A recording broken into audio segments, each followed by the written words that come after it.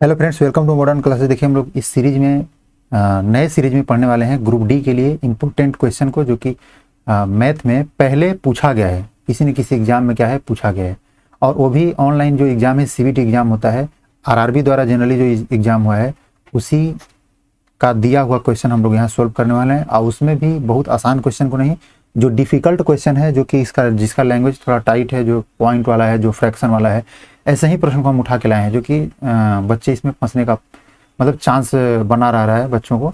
तो वैसे ही क्वेश्चन को लेके आए हैं। देखिए हमारा जो इसमें पहला क्वेश्चन है उसको देखते हैं, लेकिन उससे पहले आपसे एक छोटा सा रिक्वेस्ट करेंगे कि चैनल पर यदि नए हैं तो सब्सक्राइब कीजिएगा, अपने दोस्तों के साथ शेयर भी कीजिएगा, क्योंकि यह ज़रूरत आपकी नहीं किसी औरों की भी हो सकती है। चलिए देखिए, कहा जा रहा है आपके पास 20 बड़ी डायरी है और उसके बाद 16 छोटी डायरियाँ हैं। फिर कहा जा रहा है तथा इन दोनों डायरियों जो दोनों प्रकार की डायरियाँ हैं उनसे क्या करना है, आपको उपहार बनाना है। ठीक है, उसके बाद कह रहा है कि बिना किसी डायरी को छोड़े आप कितने उपहार बना सकते हैं। ठीक है, यानी इसमें क्या कहा जा रहा है कि 20 डायरी है, ठीक है, बड़ा वाला डायरी है, और उसके बाद क्या है 16 क्या है छोटे वाले डायरी हैं, और इनसे आपको क्या करना है उपहार बनाना है, यानी कि कोई गिफ्ट बनाना है, तैयार करना है, दोनों को लेके पैक करना है।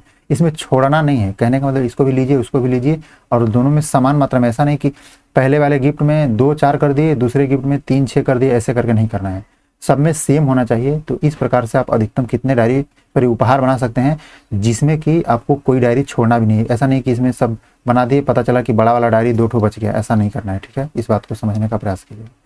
अब देखिए इसको कैसे करेंगे। ऐसा जब प्रश्न आता है तो इसको हम लोग जनरली HCF से बनाते हैं। इन दोनों का HCF निकालेंगे तो HCF आपको पता है कि 16 और 20 को डिवाइड से भी बना सकते हैं, या तो गुणनखंड करके भी। ठीक है, 16 से 16 कम 16 हो जाएगा, बचेगा क्या यहाँ से 4, और 4 से 16 से ऐसे करके भाग देंगे तो 4 चौके 16, यहाँ से क्या निकलेगा भाई हमारे पास आंसर, ये जो 4 है वही हमारा HCF होगा, यानी HCF क्या हो जाएगा हमारा 4 हो जाएगा। ठीक है, HCF बराबर 4, और 4 ही प्रकार के हमारे गिफ्ट 4 गिफ्ट बनेंगे अधिकतम मात्रा में। ये भी कह रहा है हमको कि अधिकतम मात्रा में गिफ्ट तैयार करना है, इसलिए 4 हमारा बनेगा। जैसे पहले में जब 4 बनाना है तो हम कैसे कैसे करेंगे भाई, इसको 4 भाग में जब बांटेंगे तो 5 निकलेगा, और इसको 4 भाग में बांटेंगे तो 4 निकलेगा। 5 + 4 कितना हो जाएगा 9, यानी कि 9 डायरी का गिफ्ट बनेगा, जिसमें 5 बड़ा वाला और 4 छोटा वाला। ऐसे ही 5 4 का बनेगा, फिर 5 4 का बनेगा, फिर 5 और 4 का बनेगा।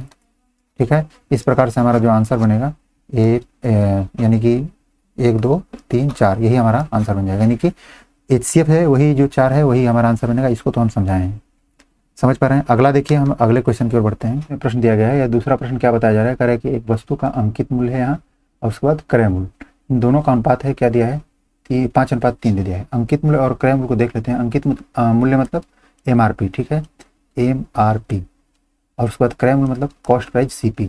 इन दोनों का अनुपात दिया है, क्या दिया है 5:3 दे दिया है। बहुत सिंपल है, इसको देखिए समझने का प्रयास कीजिएगा। यदि वस्तु के विक्रय मूल्य क्या बताया जा रहा है, यदि वस्तु का विक्रय मूल्य 3645 हो, और दुकानदार 2 प्रकार से, यानी अंकित मूल्य पर 2 प्रकार से छूट दे रहा है, यानी 25% और 20% क्रमागत छूट दिया है, तो इस सम व्यवहार में क्या हो रहा है कि इसका जो लाभ और हानि है उसको ज्ञात करना है। ठीक है, तो आगे हम लोग देखते हैं इसमें कैसे बनाएंगे। तो सबसे पहले जो डिस्काउंट मिला है 25% का और 10% का, 2 क्रमागत छूट मिला है, तो इसको आपको पता है कि x + y + x/100 वाला जो मेथड है, इस मेथड के हिसाब से पहले हम टोटल एक साथ डिस्काउंट निकाल सकते हैं। तो कैसे निकालेंगे भाई, तो 25% पहले घटाया गया है, दूसरे बार 10% घटाया गया है, और उसके बाद इन दोनों का मल्टीप्लाई करना है, x और y हो गया, फिर प्लस -25, और फिर मल्टीप्लाई करना है किससे -10। ठीक है, अब बटा में क्या हो जाएगा 100। देखिए इसको जब काटेंगे, ऐसे काटने के बाद देखो इसको हम क्या बोलते हैं डिवाइड नहीं करेंगे, क्योंकि करेंगे तो भी 2.5 ही आएगा। इसको दोनों को जोड़ेंगे, यहाँ माफ कीजिएगा, यहाँ क्या होगा हमारा प्लस, और इन दोनों का मल्टीप्लाई किया गया है, तो 25 और 10 कितना हो जाएगा 35। ये कितना हो जाएगा इसमें और इसमें मल्टीप्लाई करने के बाद, यानी ये माइनस है ये भी माइनस है, तो क्या हो जाएगा प्लस, और प्लस 25/10 है, तो इसको 2.5 लिख सकते हैं क्या, तो -35 ये वाला हो गया, और फिर प्लस 2.5, यानी 2.5 घट जाएगा तो कितना हो जाएगा 32.5 इसमें माइनस में। यानी हम ऐसा कर सकते हैं तो उसका टोटल डिस्काउंट जो है वो 25% 10% मिला के 32.5% का हुआ। ठीक है, इसी बात को समझाने का प्रयास कर रहे हैं। अब जो हमारा एमआरपी है तो विक्रय मूल्य जो है ये इतना है, और क्या है अंकित मूल्य पर छूट के रूप में दिया गया है ना, इसलिए हम अंकित मूल्य को थोड़ा सा और अच्छा कर लेते हैं। तो इसको हम कर लेते हैं 20 से मल्टीप्लाई कर लेते हैं, इधर भी 20 से मल्टीप्लाई करते हैं। क्यों भाई? तो अंकित मूल्य को हम 100 बनाना चाहते हैं, या आप किसी भी चीज़ से मल्टीप्लाई कर सकते हैं, आप इसको डायरेक्ट 100 से मल्टीप्लाई करके 500 300 कर सकते हैं, उससे भी कोई दिक्कत नहीं। लेकिन हमको आसानी से जब 20 से मल्टीप्लाई करने पर 100 बन जा रहा है तो इसको 100 बना दीजिए। ये 20 नहीं कितना हो जाएगा 60। इसको जब कीजिएगा तो ऐसा कर सकते हैं कि एमआरपी यदि हमारा 100% है तो इसमें हम यदि क्या करेंगे 32% डिस्काउंट करेंगे, 32.5% इसी पर छूट दिया गया है। तो 32.5% को डिस्काउंट करने के बाद, यानी देखिए 30% डिस्काउंट करेंगे तो कितना हो जाएगा 70, यानी कि 67.5% क्या हो जाएगा इसका छूट देने के बाद सेलिंग प्राइस हो जाएगा। क्या हम समझाने का जो प्रयास कर रहे हैं इस बात को थोड़ा समझने का प्रयास कीजिएगा, ठीक है। क्या हो जाएगा ये सेलिंग प्राइस, क्या हुआ सेलिंग प्राइस भाई 67.5%। तो हमसे क्या पूछा जा रहा है, हमसे देखिए हमसे जो पूछा जा रहा है कि आप यह बता दीजिए कि जो 60 है 60% क्या है हमारा क्रय मूल्य है, और इसको बेचा गया सेलिंग प्राइस 67.5% में, तब इसका जो लाभ है और हानि है वह कितना परसेंट है। देखिए इसका कोई महत्व तो नहीं है, आप इसको यूज करें या ना करें कोई मतलब नहीं है। तो यहाँ आप सीधा देख रहे हैं कि यहाँ जो प्रॉफिट है यानी प्लस करके, यानी कि 7.5% बढ़ा के क्या किया गया है 7.5% बढ़ा के सेलिंग प्राइस को रखा गया है। लेकिन इस बात को ध्यान में रखिएगा कि जब हम इसको मान रहे हैं 100 और 60, तो इस परसेंटेज से कंपेरिजन करने के पक्ष में हम मान रहे थे। यानी हम ऐसा बात कर सकते हैं इस परसेंटेज को हम हटा रहे हैं और इस परसेंटेज को भी हटा रहे हैं, तो यानी कि 60 रुपया यदि उस वस्तु का क्रय मूल्य था तो 7.5 रुपया क्या किया गया बढ़ाया गया है। तो हम देख रहे हैं कि यह कितना परसेंट है, इस परसेंटेज को बदल देंगे 7.5 और बटा में क्या हो जाएगा 60 और मल्टीप्लाई बाई 100। इस दशमलव को हटा के हम क्या कर सकते हैं भाई, इस दशमलव को हटा के हम 0 बैठा सकते हैं, 00 से 00 काट देते हैं और 6 से हम भाग देंगे, तो 6 कम 6 ऐसा करके, और फिर यहाँ से क्या बचेगा 1 और 5 यानी 15, 6 दूना के 12 बचेगा 3, 6 5 30, 12.5% हमारा क्या हो जाएगा प्रॉफिट हो जाएगा, क्योंकि यह क्या है प्लस, यहाँ देख रहे हैं ये वाला क्या है प्लस। उम्मीद करते हैं इस बात को समझे होंगे। कुछ नहीं करना है, एमआरपी और सीपी को 100 के रिस्पेक्ट में बनाने से पहले हमको एक टोटल डिस्काउंट निकाल ले रहा है। एक काम करना आसान है, इस चीज़ को समझाने में हमें समय लगा है, बाकी काम करना आसान है। यहाँ से बस घटा के आगे देख लीजिए कितना परसेंट अधिक है। आगे देखिए हमारा क्या बताया है, रमा है, रमा 1 घंटे में 36 बॉक्स को क्या कर लेती है पैक करती है। उसकी बहन है वह इतने ही बॉक्स को 3 घंटा में पैक कर रही है। समझिएगा काम हमारा 36 बॉक्स को क्या करना है पैक करना है, ठीक है 36 बक्से को क्या करना है पैक करना है, और दोनों सेम काम कर रही है। रमा है वह क्या कर रही है 1 घंटा में कर ले रही है, उसकी सिस्टर है, सिस्टर को एस द्वारा लिख रहे हैं, वो क्या है 3 घंटे का समय ले रही है, ठीक है। अब हमसे क्या कहा जा रहा है, आगे की ओर बात जो बताया जा रहा है, हमसे बताया जा रहा है कि दोनों एक साथ मिलकर 36 बक्सों को कितने समय में भर लेंगे, यही बात हमसे बताया जा रहा है। तो चलिए हम लोग आगे देख लेते हैं। दोनों लोग जब इसका हम पहले सबसे पहले देखिए इसका जो हम काम करने का जो दर है उस दर को लिख देंगे, दर नहीं कहेंगे, उसका जो टाइमिंग लग रहा है उसको हम लोग लिखते हैं और उससे दर निकालते हैं, यानी किस दर से वो लोग काम कर रहे हैं। 1 घंटे में 36 बक्सों को भर दे रहे हैं, 3 घंटे में 36 बक्सों को भर दे रहे हैं, तो ये क्या है टोटल आवर है, यानी कितना समय लग रहा है इस बात को बता रहा है। यहाँ दोनों का हम क्या लेंगे एलसीएम होगा 3, फिर क्या करेंगे डिवाइड करेंगे, और डिवाइड करने के बाद हम इस डिवाइड करने के बाद फिर क्या लिखेंगे भाई, तो डिवाइड करने के बाद हम लिखेंगे कि कितना समय के रिस्पेक्ट में काम कर रहे हैं। जैसे 1 है तो भाग देंगे तो 1 से 3 भाग देंगे तो क्या हो जाएगा 3, और 3 से भाग देंगे 3 में तो क्या आएगा 1। यानी ए क्या जो दिया गया है इस विषय में हम थोड़ा सा बात करना चाहेंगे कि ए जो दिया है यह 3 यूनिट प्रति आवर दिया है, यानी 3 यूनिट प्रति आवर के विषय में बात बता रहा है। यहाँ है यह 1 यूनिट प्रति आवर के विषय में बताया जा रहा है। यानी नहीं समझ पा रहे हैं तो टाइम एंड वर्क का जो हमारा वीडियो है पहले जो बताया गया है टाइप वाइज, उसको एक बार जाकर देखिएगा, 100% पूरा चीज़ क्लियर हो जाएगा। इसमें हम थोड़ा हार्ड क्वेश्चन को लेके चले हैं तो हम पूरी बेसिक बातों को बताएंगे तो हमारा बात नहीं बनने वाला है। इसलिए देखिए ये हमारा क्या है क्षमता है, इस क्षमता को जोड़ेंगे तो 4, यानी दोनों लोग मिलकर काम करेंगे तो 4 यूनिट प्रति घंटा की रफ्तार से काम करेंगे। हमको काम कितना कराना है 3 यूनिट काम कराना है, इसलिए जो हमारा समय होगा टाइम होगा वो क्या होगा 3/4 हो जाएगा। 3 कहाँ से आया है, ये वाला 3 है और क्या है 4। हालांकि ये बहुत हार्ड क्वेश्चन नहीं है, नॉर्मल क्वेश्चन है। इस क्वेश्चन को लेने का पर्पस ये था कि जो 36 बॉक्स दिया है इसका कोई रिलेशन इस क्वेश्चन से नहीं है। यहाँ बोल देता कि किसी काम को भी 1 घंटे में करते हैं, किसी काम को 3 घंटे में करते हैं, दोनों लोग मिलकर उसी काम को कितने समय में करेंगे, तब जाके यह बात हमारा वही बनता। 36 का कोई मतलब नहीं है, इसलिए हम इस क्वेश्चन को लेंगे कि आप कंफ्यूज ना हो। तो हम देखिए देख रहे हैं यहाँ कि 3 में जो 4 है यह क्या हमारे पास टाइम है, ये क्या है घंटा में है, इसको हमको मिनट में पूछा जा रहा है ऑप्शन देके, इसलिए मिनट में बदलेंगे 60 से मल्टीप्लाई करके। 15 और 15 तियाँ 45 क्या हो जाएगा, मिनट हो जाएगा।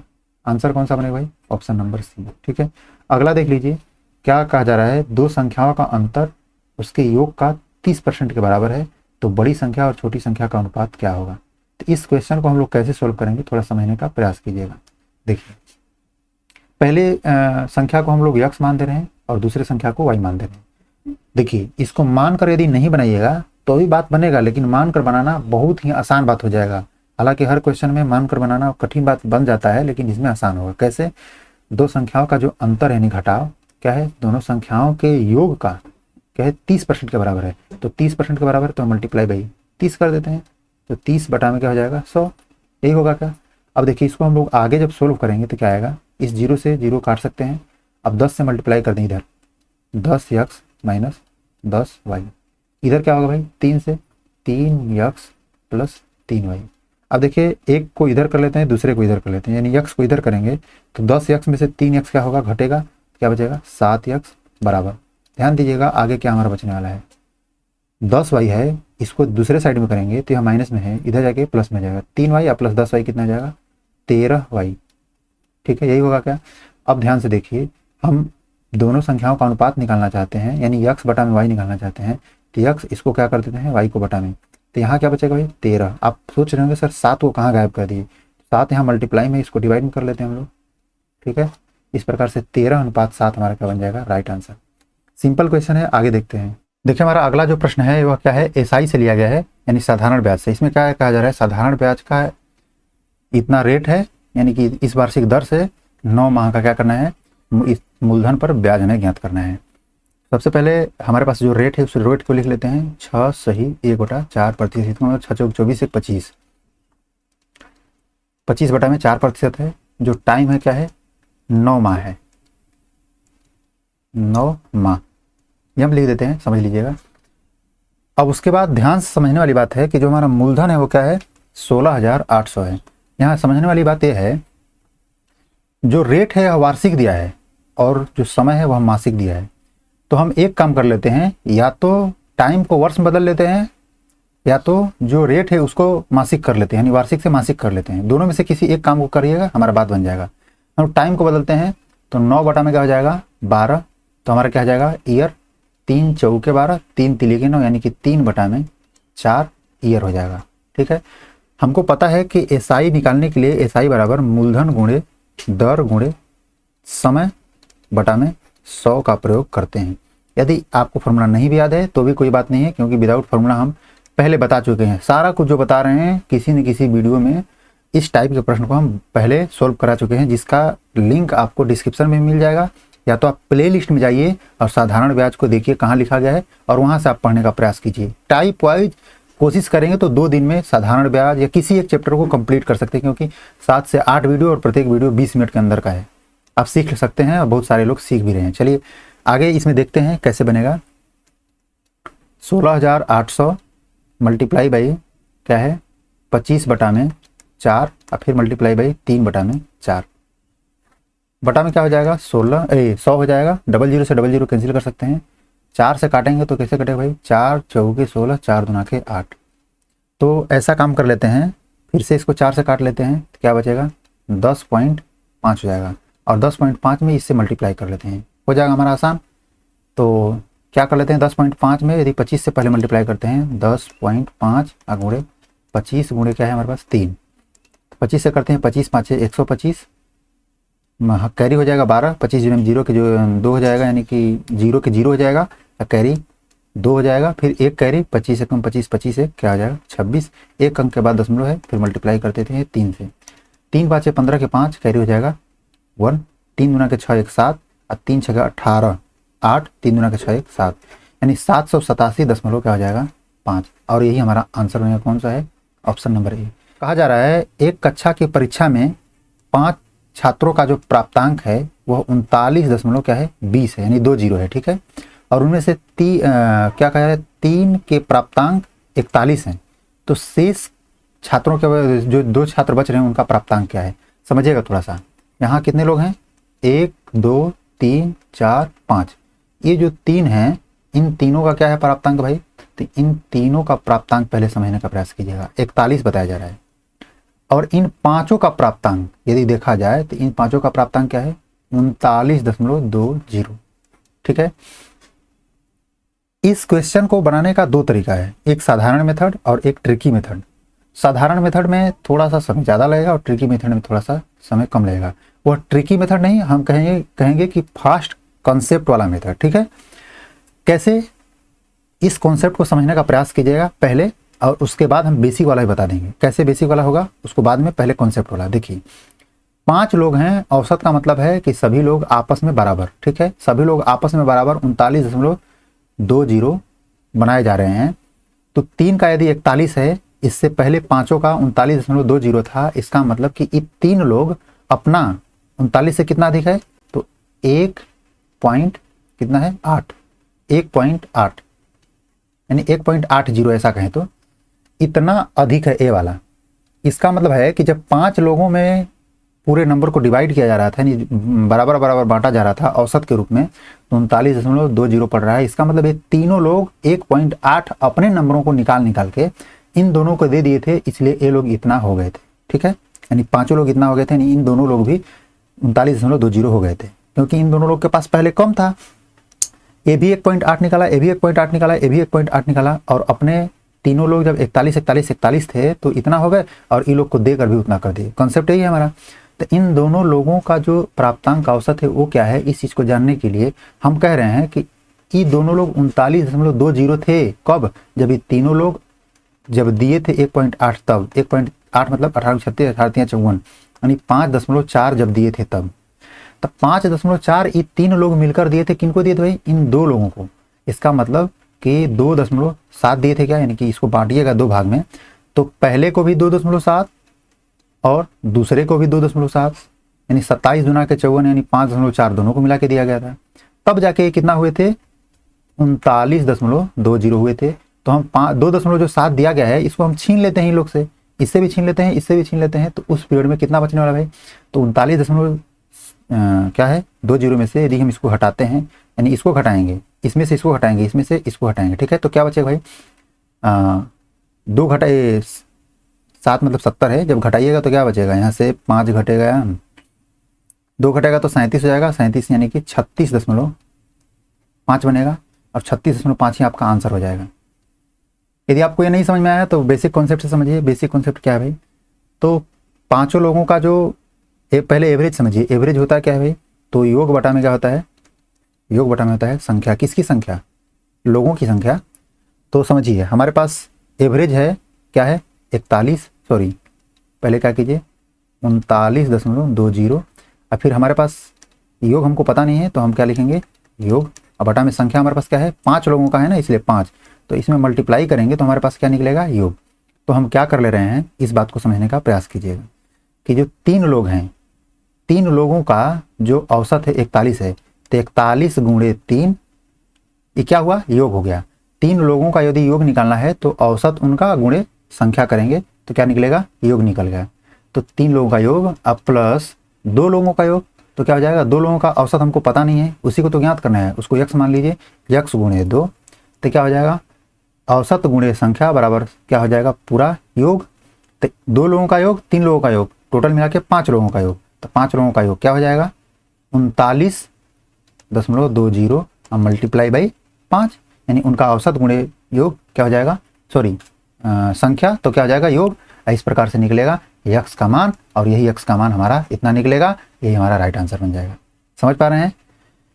अब हम लोग आगे देख लेते हैं अगले क्वेश्चन को। क्या कहा जा रहा है, एक ट्रेन समान चाल से 400 किलोमीटर की दूरी को तय करती है और 10 किलोमीटर अधिक, यदि अपना 10 किलोमीटर प्रति घंटा अधिक चाल कर दे रहा है, तब क्या जा रहा है कि वह समय 2 घंटा कम ले रहा है। तब कह रहा है कि ट्रेन जो है वह किस चाल से चल रहा है। ठीक है, इस चीज़ को निकालने के लिए हमारे पास 2 मेथड है, एक है ऑप्शन वाला और दूसरा है आपको क्या, तो कॉन्सेप्ट वाला। पहले कॉन्सेप्ट वाला समझिए, वो हालांकि बड़ा पड़ेगा, इस क्वेश्चन को बनाने के लिए ऑप्शन में ही आप उलझेंगे तो जल्दी से बन जाएगा। कैसे बनेगा इस चीज़ को समझेंगे, लेकिन इससे पहले ये देख लीजिए कॉन्सेप्ट क्या है भाई, 400 किलोमीटर की दूरी को हम लोग यक्ष चाल से चल रहे थे, तो यहाँ से क्या निकलेगा, समय। ठीक है, समय बराबर क्या होता है, दूरी बटा में चाल। पहले चल रहे थे तो ऐसे चल रहे थे, लेकिन अब कैसे चल रहे हैं भाई, इसी 400 किलोमीटर की दूरी को हम लोग कैसे तय कर रहे हैं, तो यक्ष चाल क्या कर दिए हैं, बढ़ा दिए हैं, क्या कर दिए हैं,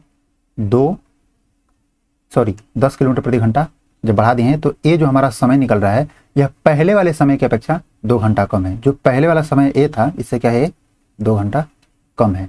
समझ पा रहे हैं, रिपीट कर रहे हैं, पहले जो समय लग रहा था 400 बटा में यक्ष था, अब जो समय लग रहा है 400 बटा में इतना, अब -2, यानी कि यदि चाल बढ़ा तो 2 घंटा हमारा कम हो गया। और इसमें यक्ष को निकालिएगा तो यहाँ से आपको द्विघात जो समीकरण आता है, यानी कि गुणनखंड वगैरह कह सकते हैं, जैसे x² + 4x + 5 = 0 ऐसे करके आता है। तो इसको जब निकालिएगा, तोड़िएगा, फिर 2 यक्ष का मान आता है, इसमें जो पॉजिटिव होगा उसको रखेंगे हम, तो थोड़ा लंबा जाएगा, इसलिए हम क्या कर रहे हैं, इस मेथड से हम लोग सोल्व नहीं करेंगे। आप चाहते हैं तो सोल्व कर सकते हैं, लेकिन हमारा और क्या बोलते हैं ऑब्जेक्टिव मेथड, यानी ऑब्जेक्टिव क्या ऑप्शन वाला जो मेथड है उसको हम लोग सोल्व करने का प्रयास करेंगे।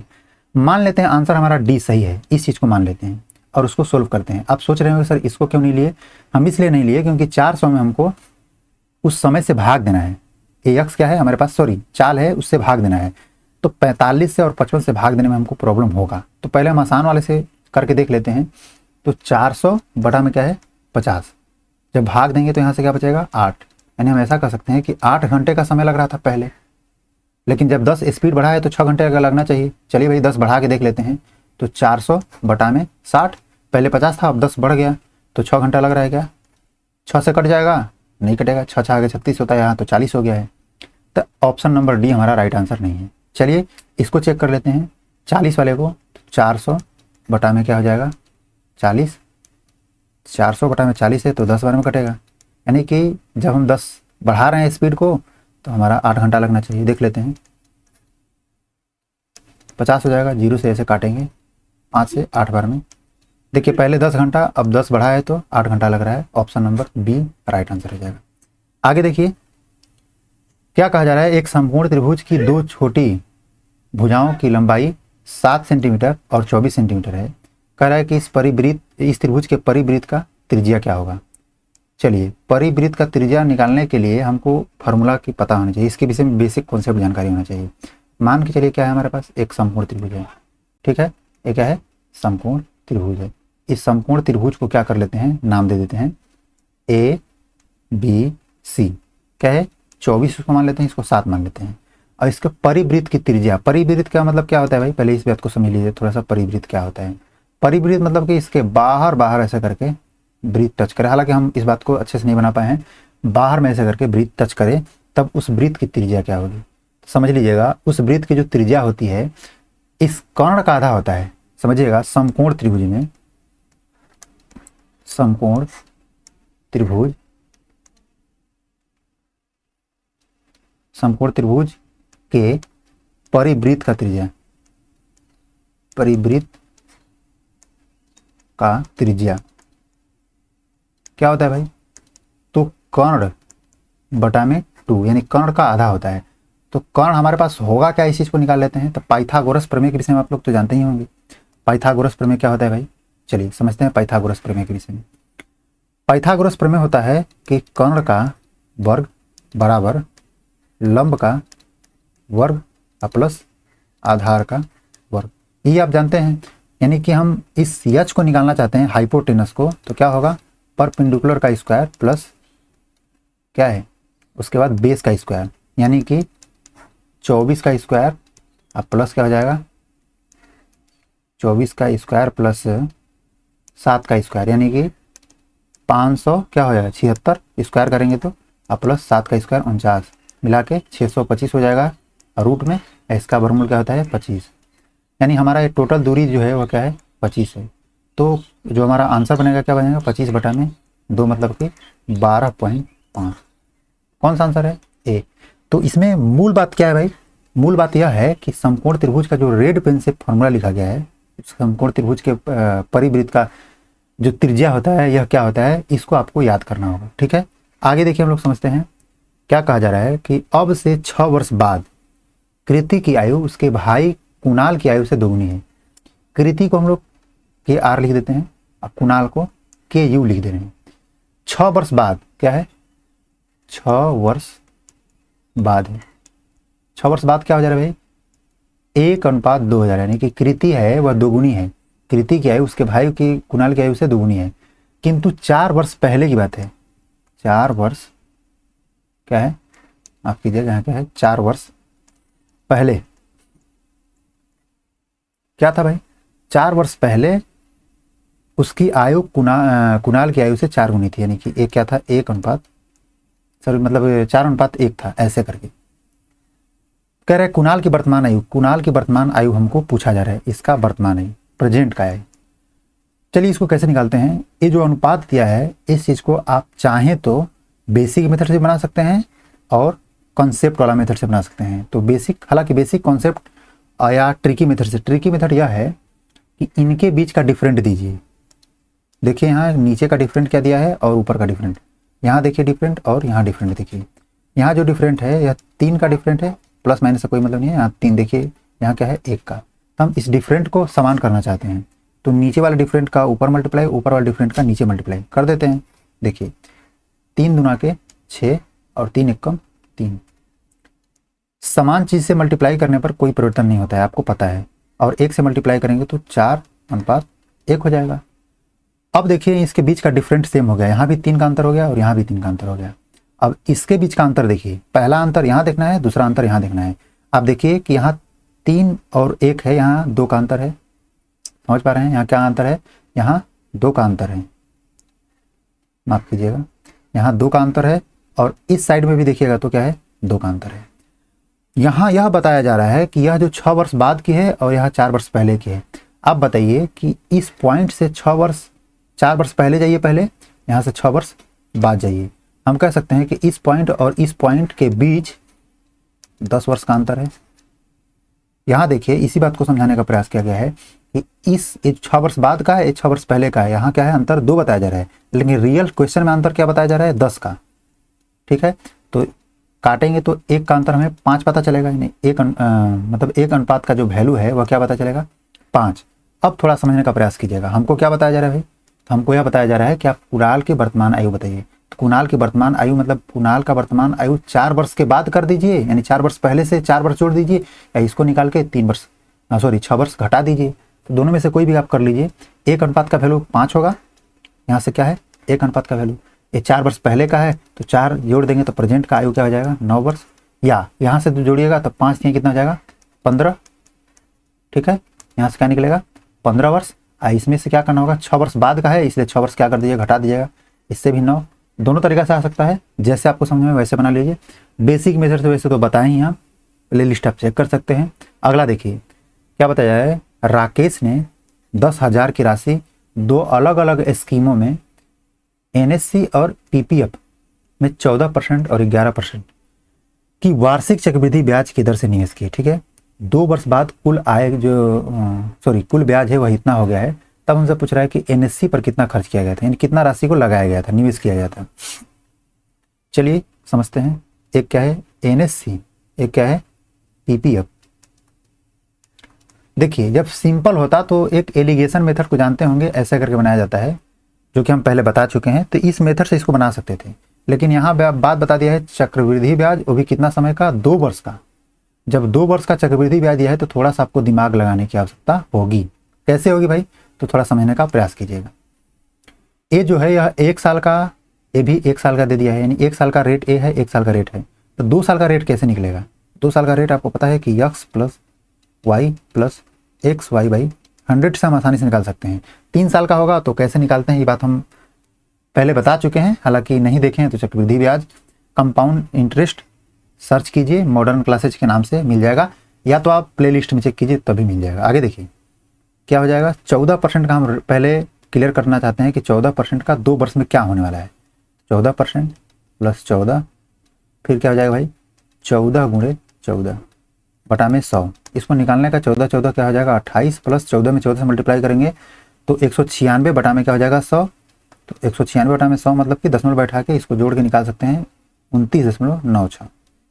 उसी तरह से हम क्या करेंगे, इस 11 का निकालेंगे तो 11 का हमारे पास क्या निकलेगा भाई, तो 11 का निकलेगा 22, यानी कि 23 हो जाएगा, 23.23 2 1 कर सकते हैं। यानी कि ऐसे देखिए 11 11 22 हो जाएगा, यहाँ 11 गुणे 11 121 आने वाला है, और 121 का मतलब समझ रहे हैं, एक इसमें जुड़ के 2 1 दशमलव के बाद, ठीक है, इतना परसेंट हो गया। यानी कि हम ऐसा कह सकते हैं, थोड़ा समझने का प्रयास कीजिएगा, हम ऐसा कह रहे हैं कि NSC पर जो लगा है वह 29.96 लगा है, और PPF पर लगा है वह 23.21 लगा है।